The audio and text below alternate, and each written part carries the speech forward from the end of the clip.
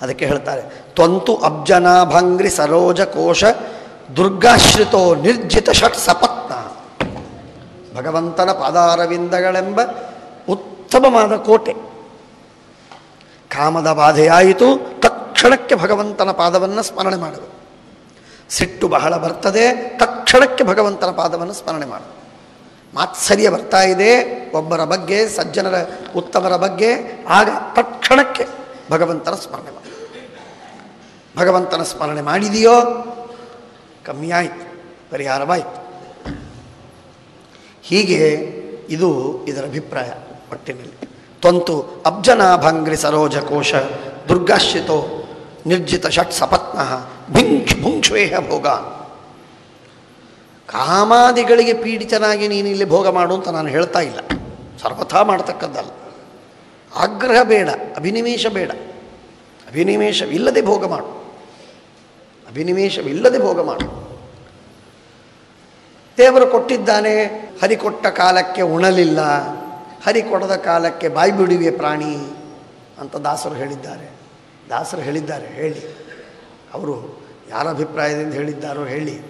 ಆದರೆ ದೇವರು ಕೊಟ್ಟಿದ್ದಾನೆ ಅಂತ ಅನ್ನೋದಕ್ಕೆ ಉಣ್ಣೋದಲ್ಲ. ಯಾಕೆ? ಬ್ರಾಹ್ಮಣಾದಿಗಳಿಗೆ ಅದು ವಿಹಿತವಲ್ಲ. ಕ್ಷತ್ರಿಯರಿಗೆ, ಆದಿರಾಜರಿಗೆ ಅದು ವಿಹಿತವಾದ ಭೋಗ. ಅಲ್ಲಿ ಅವರು ವೈರಾಗ್ಯದಿಂದ ಭೋಗ ಮಾಡಬೇಕಾದದ್ದು ಅವರ ಕರ್ತವ್ಯ. ದೇವಾದೀನಾಂ ಆದಿರಾಜ್ಞಾಂ ಮಹೋದ್ಯೋಗೇಪಿ ನೋ ಮನಃ ವಿಷ್ಣೋಶ್ಚಲತಿ ತದ್ಭೋಗೋಪಿ ಅತೀವ ಹರಿತೋಷಣಂ. ಆದ್ದರಿಂದಾಗಿ ಅವರಿಗೆ ಅದು ವಿಧಿ. ಅವರು ಕಾಮಾದಿಗಳನ್ನು ನಿಗ್ರಹ ಮಾಡಿಕೊಂಡೇ ಭೋಗವನ್ನು ಮಾಡಬೇಕು. ನಾವು ಭೋಗವನ್ನೇ ಮಾಡಬಾರದು. ಎಷ್ಟು ಸಾಧ್ಯವೋ ಅಷ್ಟು ಕಡಿಮೆ ಭೋಗವನ್ನು ಮಾಡಬೇಕು. ಕೃಚ್ಛಾಯ ತಪಸೇ ಚೇಹ ಪ್ರೇತ್ಯಾನಂತ ಸುಖಾಯ ಚ. ಆದ್ದರಿಂದ ನಮ್ಮ ಪಾಲಿಗೆ ಭೋಗವಿಲ್ಲ, ಆ ಮಾತನ್ನು ನಾವು ಮರಿಬಾರದು. ಭುಂಕ್ಷ್ವೇಹ ಭೋಗಾನ್ ಪುರುಷಾತೆ ಸೃಷ್ಟಾನ್ ವಿಮುಕ್ತ ಸಂಗಃ ಪ್ರಕೃತಿಂ ಭಜಸ್ವ. ಇಷ್ಟು ಹೇಳಿದಾಗ ಇತಿ ಸಮಭಿಹಿತಃ ಮಹಾಭಾಗವತಃ ಭಗವತಸ್ತ್ರಿಭುವನಗುರೋರನುಶಾಸನಂ ಆತ್ಮನೋ ಲಘುತಯ ಅವನತ ಶಿರೋಧರಃ ಬಾಢಂ ಇತಿ ಸಬಹುಮಾನಂ ಉವಾ. ತಾನು ಚಿಕ್ಕವ, ಬ್ರಹ್ಮದೇವರ ಮುಂದೆ ನಾನೆಲ್ಲಿ? ಅಂಥ ಬ್ರಹ್ಮದೇವರು ನನಗೆ ಹೇಳ್ತಾ ಇರುವಾಗ ನಾನು ಅದೇಗೆ ಇದೇಗೆ ಹಾಗೇಗಾಗತ್ತೆ ಅಂತ ಆರ್ಗ್ಯುಮೆಂಟೂ ಮಾಡತಕ್ಕದ್ದಲ್ಲ. ಪಾಪದ ಕೆಲಸ ಅದು. ಅದನ್ನು ಶ್ರದ್ಧೆಯಿಂದ ಕೇಳಬೇಕು, ಶ್ರದ್ಧೆಯಿಂದ ಕೇಳಬೇಕು. ಎಷ್ಟು ಮಹತ್ವದ ಮಾತು! ದೊಡ್ಡವರ, ಜ್ಞಾನಿಗಳ, ಸಜ್ಜನರ, ಉತ್ತಮರ ಮುಂದೆ ನಾವು ತಲೆಬಾಗಿ ನಡೆಯುವುದು ನಮ್ಮ ಕರ್ತವ್ಯ. Obedience, first obedience. ಅದನ್ನು ಬಿಟ್ಟು ನಾವು ಸ್ವತಂತ್ರರಾಗಿ ಇರುವುದು ಸರಿಯಲ್ಲ. ಹೀಗಾಗಿ ಬ್ರಹ್ಮದೇವರು, ಪ್ರಿಯವ್ರತ, ನಾರದ, ಸ್ವಯಂಭವನು ಇತ್ಯಾದಿಗಳೆಲ್ಲರೂ ಬ್ರಹ್ಮದೇವರಿಗೆ ಸತ್ಕಾರ ಮಾಡಿದ್ದಾರೆ. ಅವರೆಲ್ಲರೂ ಪರಮಾತ್ಮ ಬ್ರಹ್ಮದೇವರು ತಮ್ಮ ಸತ್ಯಲೋಕಕ್ಕೆ ತೆರಳಿ ಹೋಗಿಬಿಟ್ರು. ಹೋದಿ ಆದ ಮೇಲೆ ಮನುರಪಿ ಪರೇಣೈವ ಇತ್ತಂ ಸಮಭಿಸಂಧಿತ ಮನೋರಥ ಸುರರ್ಷಿ ವರಾನುಮತೇನ ಆತ್ಮಜಂ ಅಖಿಲ ಧರಾಮಂಡಲ ಸ್ಥಿತಿಗುಪ್ತಯೇ ಆಸ್ಥಾಯ ಅತಿ ವಿಷಮ ವಿಷ ಜಲಾಶಯಾತ್ ಉಪರರಾಮ. ಅವನಿಗೆ ರಾಜ್ಯವನ್ನು ಕೊಟ್ಟ. ರಾಜ್ಯವನ್ನು ಸ್ವೀಕಾರ ಮಾಡು, ನೀನು ಸಂಪೂರ್ಣವಾದ ರಾಜ್ಯವನ್ನು ಆಳು, ನನಗೆ ಸಂಬಂಧವಿಲ್ಲ. ಅದರಿಂದ ಉಪರತನಾಗಿದ್ದಾನೆ ಜಗತ್ಪತಿ. ಇಲ್ಲೇ ಮಹತ್ವದ ಮಾತು ಬರ್ತದೆ. ಗೀತಾಭಾಷ್ಯದ 3ನೇ ಅಧ್ಯಾಯದ ಮಧ್ಯದಲ್ಲಿ ಲೋಕೇಸ್ಮಿನ್ ವಿವಿಧಾನಿಷ್ಠ ಅನ್ನುವ ವಾಕ್ಯ ವ್ಯಾಖ್ಯಾನ ಮಾಡುವಾಗ ಶ್ರೀಮದಾಚಾರ್ಯರು ಭಾಗವತದ ಒಂದು ವಾಕ್ಯವನ್ನು ಉದಾಹರಿಸ್ತಾರೆ.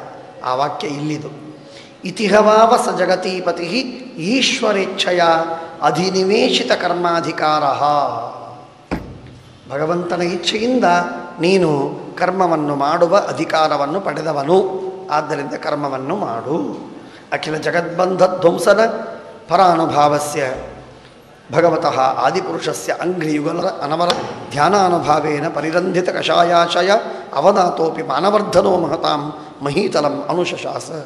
ಜಗತ್ತನ್ನು ಪಾಲನೆ ಮಾಡ್ತಾ ಇದ್ದಾನೆ.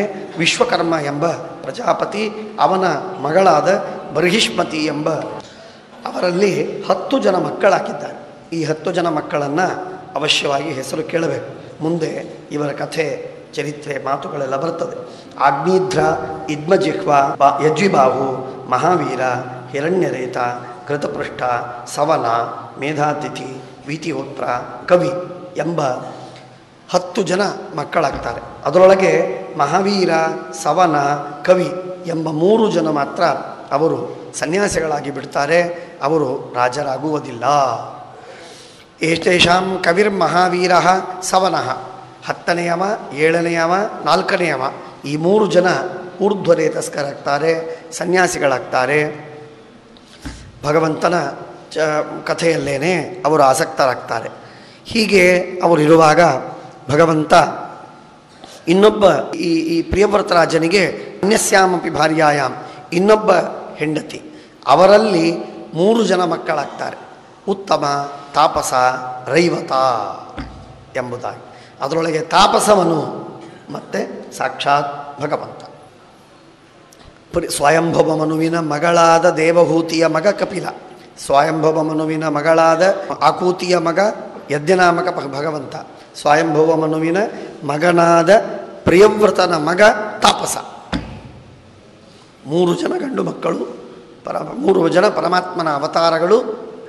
ಇವನಿಗೆ ದೌಹಿತ್ರರು 2, ಒಬ್ಬ ಮತ್ತು ಪೌತ್ರ ಆಗಿ ಹುಟ್ಟಿದ. ಹೀಗೆ ಅವನು 110 ಕೋಟಿ ವರ್ಷಗಳವರೆಗೆ ರಾಜ್ಯವನ್ನಾಳಿ ಆ ರಾಜ್ಯದಿಂದ ತಾನು ಬಿಡ್ತಾನೆ. ಯಾವದವಭಾಸಯತಿ ಸುರಗಿರಿಂ ಅನು ಪರ್ಯಾಕ್ರಮನ್ ಭಗವಾನ್ ಆದಿತ್ಯ. ಇವನೇನು ಮಾಡಿದ ಅಂದರೆ ಲೋಕಾಲೋಕ ಪರ್ವತದ ಪರ್ಯಂತವಾಗಿ ಸಂಚಾರವನ್ನು ಮಾಡ್ತಾ ಇರ್ತಾನೆ. ಸೂರ್ಯ ಅಲ್ಲಿ ಬೆಳಕನ್ನು ಕೊಡ್ತಾನೆ. ಒಂದು ಭಾಗದಲ್ಲಿ ಬೆಳಕನ್ನು ಕೊಟ್ಟಾಗ ಇನ್ನೊಂದು ಭಾಗದಲ್ಲಿ ಬೆಳಕಿರುವುದಿಲ್ಲ. ಹಾಗಾಗಿ ಆ ಬೆಳಕಿಲ್ಲದ ಭಾಗದಲ್ಲಿ ಬೆಳಕನ್ನು ಕೊಡೋಣ ಅಂತ ಹೇಳಿ ಇವನು 7 ಸಲ ಅಖಂಡವಾಗಿ ಸಂಚಾರ ಮಾಡ್ತಾನೆ. ತಿರುಗಿ ನಿರಂತರವಾಗಿ ಪ್ರಿಯವ್ರತ ಮಹಾರಾಜನಿಗೆ ಎಂಥ ತೇಜಸ್ಸು ಇರಬೇಕು ಊಹೆ ಮಾಡಿ. ಒಂದು ಕಡೆಗೆ ಸೂರ್ಯ ತಿರುಗಿದಾಗ ಇನ್ನೊಂದು ಕಡೆಗೆ ಪ್ರಿಯವ್ರತ ತಿರುಗಿದರೆ ಆ ಪ್ರಿಯವ್ರತನಿಗೂ ಅಷ್ಟು ಬೆಳಕಿದ್ದು ಬ್ರಹ್ಮಾಂಡದ ಅರ್ಧ ಭಾಗದಲ್ಲಿ, ಭೂಗೋಳದ ಅರ್ಧ ಭಾಗದಲ್ಲಿ ಬೆಳಕು ಕೊಡುವಷ್ಟು ಪ್ರಕಾಶ. ಅಂಥ ತೇಜಸ್ಸು ಅವನಿಗೆ ಸಾಮರ್ಥ್ಯವಾಗಿ ಭಗವಂತನಿಂದ ಸಿಕ್ಕಿತ್ತು ಅಂತ ಹೇಳ್ತಾರೆ. ಆ ರಥ ಚರಣಿ, ಆ ರಥ ನೇಮಿ ಇದೆಯೋ, ಆ ರಥದ ಚಾಕೋರಿ, ಅದರಿಂದ ನಿರ್ಮಾಣವಾದದ್ದು ಸಪ್ತದ್ವೀಪಗಳು. ಅವುಗಳ ವಿಶೇಷವಾದ ವಿಸ್ತಾರವಾಯಿತು ಅನ್ನುವುದಾಗಿ ತಿಳಿಬೇಕು. ಇದರೊಳಗೆ ಲವಣ ಮೊದಲು ಜಂಬೂದ್ವೀಪ, ಜಂಬೂದ್ವೀಪವಾದ ಮೇಲೆ ಲವಣ ಸಾಗರ. ಆ ಜಂಬೂದ್ವೀಪಕ್ಕೆ ಅಧಿಪತಿ ಆಗ್ನೇಧ್ರ ಎಂಬ ಪ್ರಿಯವ್ರತರಾಜನ ಮಗ. ಆಮೇಲೆ ಆ ಲವಣ ಸಮುದ್ರವಾದ ಮೇಲೆ 2 ಲಕ್ಷ ಯೋಜನ ವಿಸ್ತಾರವಾದ ಪ್ಲಕ್ಷದ್ವೀಪ. ಆ ಪ್ಲಕ್ಷದ್ವೀಪದಲ್ಲಿ ಇದ್ಮಜಿಹ್ವ ಎಂಬ ಪ್ರಿಯವ್ರತರಾಜನ ಮಗ ರಾಜ್ಯವನ್ನು ಮಾಡ್ತಿದ್ದ. ಆಮೇಲೆ 2 ಲಕ್ಷ ಯೋಜನ ವಿಸ್ತಾರವಾದ ಇಕ್ಷು ಸಮುದ್ರ. ಅದಾದ ಮೇಲೆ ಶಾಲ್ಮಲಿ ದ್ವೀಪ. ಆ ಶಾಲ್ಮಲಿ ದ್ವೀಪದಲ್ಲಿ ಯಜ್ವಿಬಾಹು ಎಂಬಂತಹ ಆ ಪ್ರಿಯವ್ರತನ ಮಗ ರಾಜ್ಯವನ್ನು ಆಳ್ತಾ ಇದ್ದ. ಸುರಾ ನದಿ, ಸುರಾ ಸಮುದ್ರ ಅಲ್ಲಿ ಬರ್ತದೆ. ಅದಾದ ಮೇಲೆ ಕುಶದ್ವೀಪ, ಕುಶದ್ವೀಪದಲ್ಲಿ ಹಿರಣ್ಯರೇತಸ್ ಅಂತನ್ನುವವನು. ಆಮೇಲೆ ಸರ್ಪಿ ಸಮುದ್ರ, ತುಪ್ಪದ ಸಮುದ್ರ. ಅದಾದ ಮೇಲೆ ಕ್ರೌಂಚದ್ವೀಪ. ಆ ಕ್ರೌಂಚದ್ವೀಪದಲ್ಲಿ ಘೃತಪೃಷ್ಠ ಎಂಬಂತಹ ಪ್ರಿಯವ್ರತರಾಜನ ಮಗ, ಅವನು ಅಲ್ಲಿ ಇರ್ತಾನೆ. ಅದಾದ ಮೇಲೆ ಘೃತಪೃಷ್ಠನ ತರುವಾಯ ಶಾಖದ್ವೀಪ. ಶಾಖದ್ವೀಪದಲ್ಲಿ ಕ್ಷೀರಸಾಗರ. ಕ್ಷೀರಸಾಗರವಾದ ಮೇಲೆ ದಧಿಮಂಡೋದ, ಅದರ ನಂತರ ಶುದ್ಧೋದಕ. ಅವುಗಳ ಮಧ್ಯದಲ್ಲಿ ಶಾಖದ್ವೀಪ ಮತ್ತು ಪುಷ್ಕರ ದ್ವೀಪ. ಶಾಖದ್ವೀಪದಲ್ಲಿ ಮೇಧಾತಿಥಿ, ಪುಷ್ಕರ ದ್ವೀಪದಲ್ಲಿ ವೀತಿಹೋತ್ರ ಎಂಬ 7 ದ್ವೀಪಗಳಲ್ಲಿ 7 ಜನ ಮಕ್ಕಳು ರಾಜ್ಯವನ್ನು ಆಳ್ತಾ ಇರ್ತಾರೆ. ಇಂಥ ಪರಾಕ್ರಮ ಜಗತ್ತಿನಲ್ಲಿ ಇನ್ಯಾರಿಗಿರಲಿಕ್ಕಿಲ್ಲ ಎಂಬುದಾಗಿ ವರ್ಣನೆಯನ್ನು ಮಾಡ್ತಾರೆ. ಅದ್ಭುತವಾಗಿರುವಂಥದ್ದು. ಸಪ್ತದ್ವೀಪಗಳಿಗೆ ಅಧಿಪತಿಯಾದವನು ಪ್ರಿಯವ್ರತ ಮಹಾರಾಜ. ಇಷ್ಟು ದೊಡ್ಡ ಅವನ ಮಹಿಮೆಯನ್ನು ಕೊಂಡಾಡ್ತಾನೆ. ಈ ಆಗ್ನೇಧ್ರ ಅಂತನ್ನುವವನು, ಈ ಆಗ್ನೇಧ್ರ ಅವನು ಭಗವಂತನನ್ನು ಪೂರ್ವಚಿತಿ ಅಂತನ್ನುವಂತಹ ಹೆಸರಿನ ಅಪ್ಸರೆ. ಆ ಅಪ್ಸರೆಯ ಜೊತೆಗೆ ವಿವಾಹವಾಗಿದ್ದು ಅನೇಕ ವರ್ಷಗಳವರೆಗೆ ಸುಖವಾಗಿ ಇರ್ತಾನೆ. ಅವನಿಗೆ ಪೂರ್ವಚಿತಿ ಅಪ್ಸರೆಯಾದದ್ದರಿಂದ, ಮಾನವಳಲ್ಲವಾದ್ದರಿಂದ ಅವಳಿಗೆ ಅದ್ಭುತವಾದಂತಹ ಸಾಮರ್ಥ್ಯ. ಅವಳಲ್ಲಾಗುವ ಮಕ್ಕಳು ಭಾರೀ ಬಲಿಷ್ಠರು, ಅತ್ಯಂತ ಸಮರ್ಥರು ಮಕ್ಕಳಾಗ್ತಾರೆ. ಹಾಗಾಗಿ ಆ ಪ್ರಿಯವ್ರತ ಊರ್ಜಸ್ವತಿ ಅಂತನ್ನುವ ಹೆಂಡತಿಯಲ್ಲಿ ಆಗ್ನಿಧ್ರ, ಆ ಆಗ್ನಿಧ್ರನಿಗೆ ಪೂರ್ವಚಿತಿಯಲ್ಲಿ ಹುಟ್ಟಿದ ಮಕ್ಕಳು ನಾಭಿ, ಕಿಂಪುರುಷ, ಹರಿವರ್ಷ, ಇಲಾವೃತ, ರಮ್ಯಕ, ಹಿರಣ್ಮಯ, ಕುರು, ಭದ್ರಾಶ್ವ, ಕೇತುಮಾಲ ಎಂಬಂತಹ 9 ವರ್ಷಗಳಿಗೆ ಅಧಿಪತಿಗಳು. ಆಗ್ನಿಧ್ರನಿಗೆ ಸಿಕ್ಕಂತಹ ಭೂಮಿ ಜಂಬೂದ್ವೀಪ, ಆ ಜಂಬೂದ್ವೀಪದಲ್ಲಿ ಸಿಕ್ಕ 9 ವರ್ಷಗಳು ಇವು. ಹಾಗಾಗಿ ಅಷ್ಟಷ್ಟು ಭಾಗಗಳಿಗೆ ಆಯಾ ರಾಜರಿಗೆ ಆಧಿಪತ್ಯವನ್ನು ಕೊಟ್ಟು ಅವರಿಗೆ ಪಾಲನ ಮಾಡುವುದಕ್ಕಾಗಿ ಹೇಳ್ತಾರೆ. ಹಾಗಾಗಿ ಈ ರೀತಿ ಅವನಿಗೆ 9 ಜನ ಮಕ್ಕಳಾಗ್ತಾರೆ. ಆಗ್ನಿಧ್ರ ಆ ತಪಸ್ಸನ್ನು ಮುಂದೆ ಮಾಡಿ ಅವನು ತನ್ನ ಸದ್ಗತಿಯನ್ನು ಹೊಂದುತ್ತಾನೆ. ಅದರೊಳಗೆ ನಾಭಿ ಅಂತನ್ನುವ ರಾಜ, ಮೊಟ್ಟ ಮೊದಲಿನ ರಾಜ, ಅವನು ಹಿರಿಯ ಮಗ. ಈ 9 ಜನ ಮಕ್ಕಳಿಗೆ ಮೇರು ಪರ್ವತದ ಮಕ್ಕಳು. ಮೇರು ಪರ್ವತದ ಮಕ್ಕಳು ಮೇರುದೇವಿ, ಪ್ರತಿರೂಪ, ಉಗ್ರದೌಷ್ಟ್ರಿ, ಲತಾ, ರಾಮ, ಶ್ಯಾಮ, ನಾರಿ, ಭದ್ರ, ದೇವಿ ಎಂಬ 9 ಜನ ಮಕ್ಕಳನ್ನು ಕೊಟ್ಟು ಮದುವೆ ಮಾಡ್ತಾನೆ. ಅವರು ಮದುವೆಯಾಗ್ತಾರೆ. ಅದಾದ ಮೇಲೆ ಮುಂದೆ ಆ ನಾಭಿರಾಜನಿಗೆ ಮೇರುದೇವಿ ಎನ್ನುವ ಹೆಂಡತಿ. ಅವರು ತಾವಿಬ್ಬರು ಕೂಡಿ ತಮಗೆ ಉತ್ತಮ ಸಂತಾನವಾಗಬೇಕು ಎನ್ನುವುದಕ್ಕಾಗಿ ಪರಮಾತ್ಮನನ್ನು ಆರಾಧನೆ ಮಾಡ್ತಾರೆ. ಆರಾಧನೆ ಮಾಡುವಾಗ ಪ್ರಾಯ ಭಗವಂತನ ಆರಾಧನೆ ಮಾಡದೆ ಪರಮಾತ್ಮ ಎಂದೂ ಹುಟ್ಟೇ ಇಲ್ಲ. ಸತ್ಪುತ್ರರೇ ಹುಟ್ಟುವುದಿಲ್ಲ, ಭಗವಂತನೇನು ಹುಟ್ಟಾನೆ? ಹುಟ್ಟೋದೇ ಇಲ್ಲ. ಹಾಗೆ ಇಲ್ಲಿ ವಿಚಿತ್ರ ಅಂತಂದರೆ, ನಾಭಿ ಅಪತ್ಯಕಾಮ ಅಪ್ರಜಯ ಮೇರುದೇವಿಯ ಭಗವಂತಂ ಯಜ್ಞಪುರುಷಂ ಅವಹಿತಾತ್ಮ ಅಯಜತ ತಸ್ಯ ಹವಾವ ಶ್ರದ್ಧೆಯ ವಿಶುದ್ಧ ಭಾವೇನ ಯಜತಃ ಪ್ರವರ್ಗೇಶು ಪ್ರಚರತ್ಸು ದ್ರವ್ಯ ದೇಶ ಕಾಲ ಮಂತ್ರ ಋತ್ವಿಕ್ ದಕ್ಷಿಣಾ ವಿಧಾನ ಯೋಗೋಪಪತ್ಯ ದುರಧಿಗಮೋಪಿ ಭಗವಾನ್ ಭಾಗವತ ವತ್ಸರತೆಯ ಪ್ರತೀತಃ ಆತ್ಮಾನಮಪರಾಜಿತಂ ನಿಜ ಜನಾಭಿಪ್ರಾಯಾರ್ಥ ವಿದಿತ್ಸಯ ಗೃಹೀತ ಹೃದಯಂಗಮಂ ಮನೋನಯನ ಆನಂದಾಭಿರಾಮಾವಯವಂ ಆವಿಶ್ಚಕಾರ. ಪರಮಾತ್ಮ ಸರ್ವೋತ್ತಮ, ಆ ಭಗವಂತನೇ ಸರ್ವಯಜ್ಞಗಳಿಗೆ ನಿಯಾಮಕ.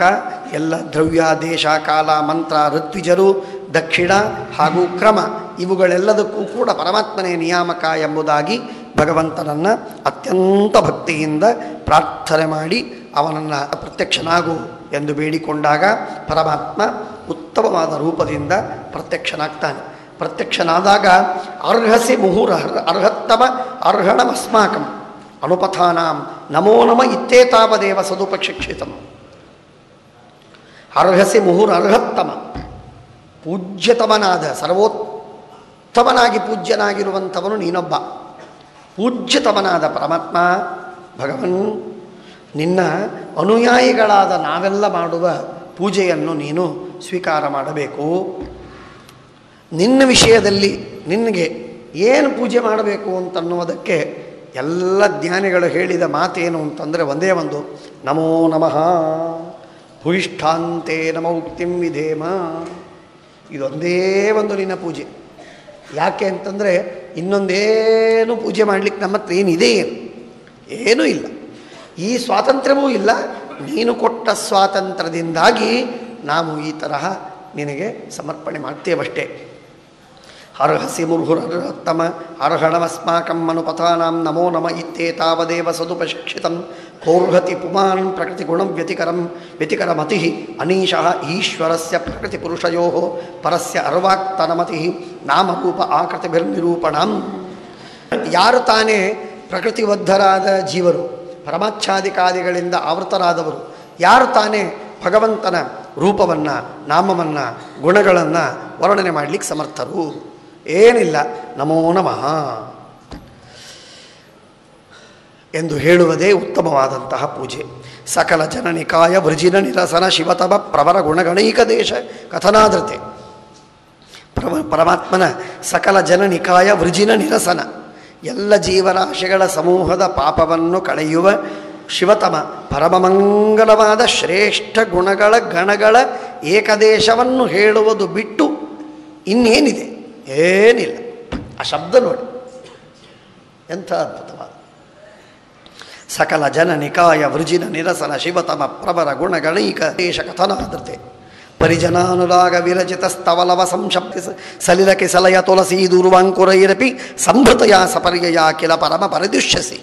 ಪರಮಾತ್ಮ ನಿನ್ನ ಪರಿಜನ ಭಕ್ತರು ಸೇವಕರು ಅವರು ಅನುರಾಗ ವಿರಚಿತ ಪ್ರೀತಿಯಿಂದ ಕೊಟ್ಟಂತಹ ಸ್ತವಲವ ಸಣ್ಣ ಸ್ತೋತ್ರ. ವಿಷ್ಣು ಸಹಸ್ರನಾಮನಾನಂದೇ ಋಗ್ವೇದವನ್ನು ಪಠಣ ಮಾಡಿದೆ, ಯಜುರ್ವೇದವನ್ನು ಪಠಣ ಮಾಡಿ ದೇವರ ಸ್ತೋತ್ರ ಮಾಡಿದೆ. ಏನು ಮಾಡ್ತೀಯೋ? ದೇವರ ಗುಣಗಳ ಎಷ್ಟು, ನೀನು ಮಾಡಿದ ಸ್ತೋತ್ರ ಎಷ್ಟು. ಹಾಗಾಗಿ ಸ್ತವಲವ ಸ್ತವಲವ ಪರಿಜನ ಅನುರಾಗ ವಿರಚಿತ ಸ್ತವಲವ ಸಂಶಬ್ದ ಸಲಿಲ ನೀರು ಕಿಸಲಯ ಚಿಗುರುಗಳು ತುಳಸಿ ದುರ್ವ ಇವುಗಳ ಅಂಕುರ ಇವುಗಳನ್ನು ಕೊಟ್ಟು ಮಾಡಿದ ಪೂಜೆಯಿಂದ ಪರಮಾತ್ಮ ನೀನು ಕರುಣಾನಿಧಿ. ಹಾಗಾಗಿ ಪರಿತುಷ್ಯಸಿ. ಅಥ ಅನಯಾಪಿ ಭಗವತ ಇಜ್ಜಯ ಉರುಭಾರ ಉರು ಸಂಭಾರ ಭರಯ ನ ಸಮುಚಿತಂ ಅರ್ಥಂ ಇಹ ಉಪಲಭಾಮಹೇ. ಇಷ್ಟು ಸಂಭಾರದಿಂದ ಬಂಗಾರ ಬೆಳ್ಳಿ ಐಶ್ವರ್ಯ ಮುತ್ತು ರತ್ನ ದಾನ ದತ್ತಿ ಅನ್ನದಾನ ಇತ್ಯಾದಿಗಳೆಲ್ಲ ಬೇಕಾದಷ್ಟು ಸಂಭಾರಗಳಿಂದ ನಾವು ಮಾಡುವ ಈ ಯಜ್ಞದಿಂದಲೂ ನೀನೇನು ಪ್ರಸನ್ನನಾಗಬೇಕು ಅಂತಿಲ್ಲ. ಭಕ್ತಿ ಇಲ್ಲದೇ ಇದ್ದರೆ ತುಳಸಿ ದಳವನ್ನು ಕೊಟ್ಟರೂ ಸಂತುಷ್ಟನಾಗುವ ನೀನು ಇಷ್ಟೆಲ್ಲ ಸಂಭಾರಗಳಿಂದ ಸಂಭೃತವಾದ ಯಜ್ಞವನ್ನು ಮಾಡಿದರೂ ನೀನೇನು ಸಂತುಷ್ಟನಾಗಬೇಕೆಂಬ ಅಗತ್ಯವಿಲ್ಲ. ಆತ್ಮತ ಏವ ಅನುಸವನ ಮಂಜಸ ಅವ್ಯತಿರೇಕೇಣ ಅನುಭೂಯಮಾನ ಅಶೇಷ ಪುರುಷಾರ್ಥ ಸ್ವರೂಪಸ್ಯ ಕಿಂತು ನಾಥ ಆಶಿಷ ಆಶಾಸಾನಾಂ ಏತದಭಿಸಂರಾಧನ ಮಾತ್ರ ಭವಿತುಮರ್ಹತಿ. ಪರಮಾತ್ಮ ನಾವು ನಾನಾ ವಿಧವಾದಂತಹ ಕಾಮಗಳನ್ನು ಅಪೇಕ್ಷೆಗಳನ್ನು ಫಲವನ್ನು ಬೇಡಿ ಬೇಡಿ ನಾವು ಮಾಡ್ತಾ ಇದ್ದೇವೆ. ತದ್ಯಥಾ ಬಾಲಿಶಾನಾಂ ಸ್ವಯಮಾತ್ಮನಃ ಶ್ರೇಯಃ ಪರಂ ಅವಿದುಷಾಂ ಪರಮಪುರುಷ ಪ್ರಬಲತರ ಕರುಣೆಯ ಮಹಿಮಾನಂ ಚ ಅಪವರ್ಗಾಖ್ಯಂ ಉಪಕಲ್ಪಯಿಷ್ಯಂ ಸ್ವಪ್ರಯತ್ನೋಪಚಿತ ಇವ ಇತರವದಿಹೋಪಲೋಕ್ಷಿತಃ ಅಥ ಅರ್ಹಯಾಮ ಪರಂ ಹಿ ಅರ್ಹತ್ತಮಯರ್ಹಿ ಬರ್ಹಿ ರಾಜರ್ಷೇಃ ವರದರ್ಷಭಃ ಭಗವಾನ್ ನಿಜ ಪುರುಷ ಈಕ್ಷಣ ವಿಷಯ ಆಸೀತ್. ಪರಮಾತ್ಮ ಇಷ್ಟು ಪ್ರಾರ್ಥನೆ ಮಾಡಿದ್ದಕ್ಕೆ ಪ್ರತ್ಯಕ್ಷನಾಗಿದ್ದಾನೆ.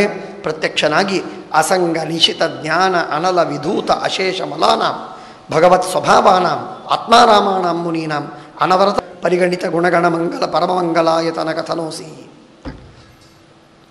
ವೈರಾಗ್ಯ ಮತ್ತು ಜ್ಞಾನ ಇದರಿಂದ ಎಲ್ಲ ದೋಷಗಳನ್ನು ಕಳೆದುಕೊಂಡ ಉತ್ತಮ ಶ್ರೇಷ್ಠವಾದ ಯೋಗ್ಯತೆಯುಳ್ಳಂತಹ ಜೀವರಾಶಿಗಳ ಅವರಿಗೆ ಪರಮಮಂಗಲಾಯತನ ಕಥನೋಸಿ ಪರಮಮಂಗಲವಾದಂತಹ ಕಥನ ರೂಪನಾಗಿದ್ದಿ ನೀನು ಶ್ರೇಷ್ಠ. ಅಥ ಕಥಂಚಿತ್ ಸ್ಖಲನ ಕ್ಷುತ್ಪತನ ಜೃಂಭಣ ದುಃಖಸ್ಥಾನಾದಿಷು ವಿವಶಾನಾಂ ನಃ ಶ್ರೀಮಚ್ಚರಣಾರವಿಂದ ಸ್ಮರಣಾಯ ಜ್ವರಮರಣ ದಶಾಯಾಮಪಿ ಸಕಲ ಕಲ್ಮಷ ನಿರಸನಾನಿ ತವ ಗುಣಕೃತ ನಾಮಧೇಯಾನಿ ವಚನಗೋಚರಾಣಿ ಭವಂತು. ಪರಮಾತ್ಮ ಸ್ವಾಮಿ ಸ್ಖಲನ ಬೀಳ್ತೇವೆ, ಕ್ಷುತ್ ಹಸಿವಾಗತ್ತೆ, ಪತನ ಬೀಳ್ತೇವೆ, ಎಡುವುದು ಬೇರೆ ಬೀಳೋದು ಬೇರೆ, ಜೃಂಭಣ ಆಕಳಿಸ್ತೇವೆ, ದುಃಖಸ್ಥಾನ ಏನೋ ಆಪತ್ತು ಬರ್ತದೆ ಕಷ್ಟವಾಗ್ತದೆ. ಆ ಎಲ್ಲ ಪ್ರಸಂಗಗಳಲ್ಲೂ ವಿವಶರಾಗಿರುವ ನಮಗೆ ಶ್ರೀಮಚ್ಚರಣಾರವಿಂದ ಸ್ಮರಣಾಯ ನಿನ್ನ ಪಾದಾರವಿಂದಗಳ ಸ್ಮರಣೆಯಾಗುವುದಕ್ಕಾಗಿ ಜ್ವರ ಮರಣ ದಶಾಯಾಮಪಿ ಜ್ವರ ಬಂದಾಗಲಿ ಮರಣ ಬರುವಾಗಲಿ ಹಾಗಂತೂ ವಿಶೇಷವಾಗಿ ಸಕಲ ಕಲ್ಮಶ ನಿರಸನವನ್ನು ಮಾಡುವ ನಿನ್ನ ಗುಣಕೃತ ನಾಮಧೇಯಗಳನ್ನು ಸರ್ವೋತ್ತಮ ಸಚ್ಚಿದಾನಂದಾತ್ಮ ಪರಮಾತ್ಮ ಇತ್ಯಾದಿಯಾಗಿ ಮಾತುಗಳು ನಾಮಧೇಯಗಳು ನಮ್ಮ ನಾಲಿಗೆಯ ತುದಿಯಲ್ಲಿ ಬರಲಿ, ಇದು ನಮ್ಮ ಪ್ರಾರ್ಥನೆ ಎಂಬುದಾಗಿ ಭಕ್ತಿಯನ್ನು ಭಗವಂತನ ನಾಮಸ್ಮರಣೆಯನ್ನು ಪ್ರಾರ್ಥನೆ ಮಾಡಿದ ಆ ಅಧ್ವರ್ಯು ಋತ್ವಿಜರು ನಾಭಿರಾಜನಿಗಾಗಿ ಪ್ರಾರ್ಥನೆ ಮಾಡಿದ ಋತ್ವಿಜರು ಹೇಳ್ತಾರೆ, ಕಿಂಚಾಯಂ ರಾಜರ್ಷಿ ನಪತ್ಯಕಾಮ ಪ್ರಜಾಂ ಭವಾದೃಶೀಂ ಆಶಾಸಾನಃ ಈಶ್ವರಂ ಆಶಿಷಾಂ ಸ್ವರ್ಗಾಪವರ್ಗಯೋರಪಿ ಭಗವಂತಂ ಉಪಧಾವತಿ ಪ್ರಜಾಯಾಂ ಅರ್ಥಪ್ರತ್ಯಯ ಧನದಮಿವ ಅಧನಃ ಫಲೀಕರಣಂ ಕೋವಾ ಈಹತೆ. ಪರಮಾತ್ಮ ಇವನಿಗೀಗ ಮಕ್ಕಳು ಬೇಕಾಗಿದೆ, ಹಾಗಾಗಿ ಸಂತಾನ ಬೇಕು. ನಾವೆಲ್ಲ ಬೇಡುವುದದು. ಈ ರಾಜ ಬೇಡ್ತಾ ಇದ್ದದ್ದು ಸಂತಾನವನ್ನು. ದಯವಿಟ್ಟು ತಾವು ಸಂತಾನವನ್ನು ಕೊಟ್ಟರೆ ಒಳ್ಳೆಯದಾಗತ್ತೆ ಆದ್ದರಿಂದ ಅದಕ್ಕಾಗಿ ನೀವು ದಯವಿಟ್ಟು ಸಂತಾನವನ್ನು ಕೊಡಬೇಕು. ಅದು ನಿಮ್ಮಂಥ ಸಂತಾನವೇ ಬೇಕು. ತಾವು ಸರ್ವೋತ್ತಮರು, ಸಾಕ್ಷಾತ್ ಭಗವಂತ. ಹಾಗಾಗಿ ನಿನಗೆ ಸಮಾನವಾದ ಸಂತಾನವೇ ಅವನಿಗೆ ಬೇಕಂತೆ. ಅಪರಾಜಿತಯ ಮಾಯಯ ಅನವಸಿತ ಪದಧ್ಯಾನ ವ್ಯಾಪೃತ ಮತಿ ವಿಷಮ ವಿಷಯಾವೃತ ಪ್ರಕೃತಿ ಅನುಪಾಸಿತ ಮಹಚ್ಚರಣ. ಏನು ಮಾಡಬೇಕು? ಅವನಿಗೆ ಸೋಲದಿರುವಂತಹ ಮಾಯೆಯಿಂದ ಆವೃತವಾದ ಬುದ್ಧಿಯುಳ್ಳವನಾದದ್ದಕ್ಕಾಗಿ ಅವನು ನಿಮಗೆ ಸಂತಾನವನ್ನು ಬೇಡ್ತಾ ಇದ್ದ. ನಿಷ್ಕಾಮವಾಗಿ ಪೂಜೆ ಮಾಡಬೇಕು, ಮಾಡಿಲ್ಲ, ಕೊಡಿ, ಕೊಟ್ಟುಬಿಡಿ, ಬೇಡ್ತಾನೆ, ಕೊಟ್ಟುಬಿಡಿ. ಯದುಭವಾವ ಪುನರಬದ್ ಅದರ್ಭಕರ್ತಃ ಇಹ ಸಮಾಹೂತಃ ತದರ್ಥಧಿಯಾಂ ಮಂದಾನಾಂ ನಸ್ತದ್ದೇವಹೇಳನಂ ದೇವಾರ್ಹಸಿ ಸಾಮ್ಯೇನ ಸರ್ವಾತ್ಮನ ಪ್ರತಿಮೂಢಂ ವಿದುಷಾಂ ಇತ್ಯಾದಿಯಾಗಿ ಸ್ತೋತ್ರ ಮಾಡಿದಾಗ ಭಗವಂತ ಹೇಳ್ತಾನೆ, ಆಯಿತು, ಅವಶ್ಯವಾಗಿ ಹಹೋ ಬತಾಹಂ ಋಷಯ ಭವದ್ಭಿ ಅವಿತಥಗೀರ್ಭಿ. ನೀವು ಸತ್ಯ ಮಾತಾಡುವ ನೀವೆಲ್ಲ ಋಷಿಗಳು. ಆದ್ದರಿಂದ ವರಂ ಅಸುಲಭಂ ಅಭಿಯಾಚಿತ, ಸುಲಭವಾಗದಿರುವ ನನ್ನಂಥ ಮಗ ಬೇಕು ಅಂತ ನೀವು ಹೇಳಿದ್ರಲ್ಲ, ಈ ವರ ಸುಲಭವ, ಬಹಳ ಕಷ್ಟ. ಆದರೂ ಅಭಿಯಾಚಿತ ಯದಮುಷ್ಯ ಆತ್ಮಜ ಮಯ ಸದೃಶೋ ಭೂಯಾತ್ ಇತಿ. ಯಾಕೆ? ಮಮ ಅಹಮೇವ ಅಭಿರೂಪ ಕೈವಲ್ಯ, ಒಬ್ಬನೇ ಒಬ್ಬ ನಾನು. ಆದ್ದರಿಂದ ನನಗೆ ಸಮಾನನಾದ ಮಗ ಮತ್ತೊಬ್ಬರಿಲ್ಲ, ನನಗೆ ನಾನೇ ಸಮಾನ. ಆದರೆ ಅಥಾಪಿ ಬ್ರಹ್ಮವಾದೋ ನಮೃಷಾ ಭೂಯ ಭವಿತುಮರ್ಹತಿ. ಬ್ರಾಹ್ಮಣರು ಕೇಳಿದ್ದೀರಿ ನೀವು, ನಿಮ್ಮ ಮಾತು ಹೇಗೆ ಸುಳ್ಳಾಗಲಿಕ್ಕೆ ಸಾಧ್ಯ? ನಾನು ಸುಳ್ಳು ಮಾಡಲಾರೆ. ಅದಕ್ಕಾಗಿ ಉನ್ನತ ಪ್ರಾರ್ಥಿತಾಶೇಷ ಸಂಸಾಧಕಂ, ತಾನು ಪ್ರಾರ್ಥನೆ ಮಾಡುವುದಕ್ಕಿಂತಲೂ ತನಗಾಗಿ ದೊಡ್ಡವರಿಂದ ಪ್ರಾರ್ಥನೆ ಮಾಡಿಸಬೇಕು ದೇವರಿಗೆ. ಆಗ ದೇವರಿಗೆ ದಾಕ್ಷಿಣ್ಯ ಹೆಚ್ಚಾಗ್ತದೆ. ನಾವು ಹೋಗಿ ಗೌರ್ಮೆಂಟಲ್ಲಿ ಅಪ್ಲಿಕೇಶನ್ ಕೊಡುವುದಕ್ಕಿಂತ ದೊಡ್ಡ ಅಧಿಕಾರಿಯಿಂದ ಇನ್ಫ್ಲೂಯೆನ್ಸ್ ಮಾಡಿಸಿದರೆ ಬೇಗ ಕೆಲಸವಾಗ್ತದೆ. ಗೌರ್ಮೆಂಟು ದೇವರು ಒಂದು ಅಂತ ತಿಳಿಬೇಡಿ ದಯವಿಟ್ಟು.